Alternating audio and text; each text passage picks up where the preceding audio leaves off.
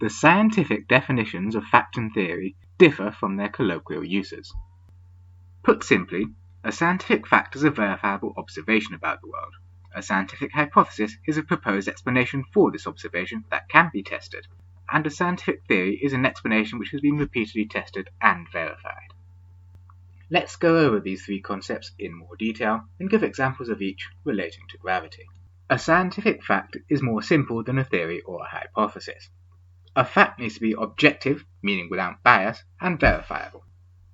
For example, objects with mass appear to be attracted to each other when there is nothing else preventing this from happening. This is objective as anyone can observe it regardless of any bias they may have, and it happens 100% of the time, so it cannot be affected by changing the sample. It is verifiable as you can test it.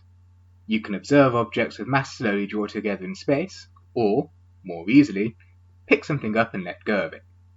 It will fall down to Earth as the planet has way more mass than us or anything we can lift.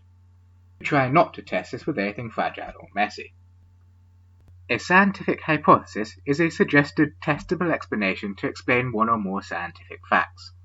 If there is no way to prove a hypothesis false, it cannot be a scientific hypothesis.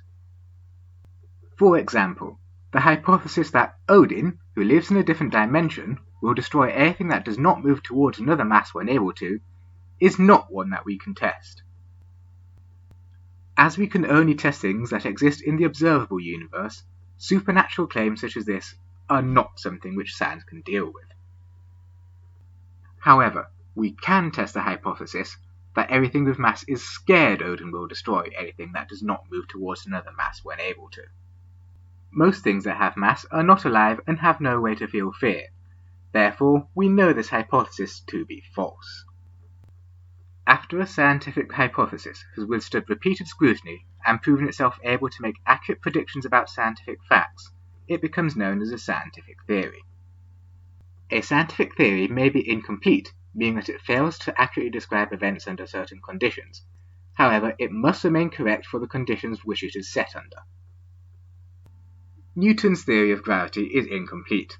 It fails to accurately describe things such as objects traveling near light speed, planets and stars in orbit, or the change in the path of light near objects with large masses.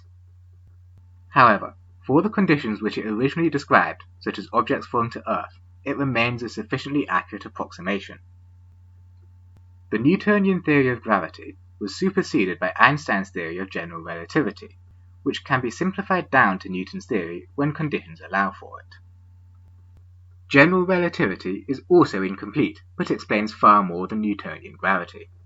General relativity currently does not work with quantum theory and creates issues with requiring the existence of dark matter, dark energy, and gravitational singularities. Gravitational singularities are locations with infinite gravitational fields. This is an explanation for another time, however. I hope these explanations have proven to be useful, or at the very least, mildly interesting.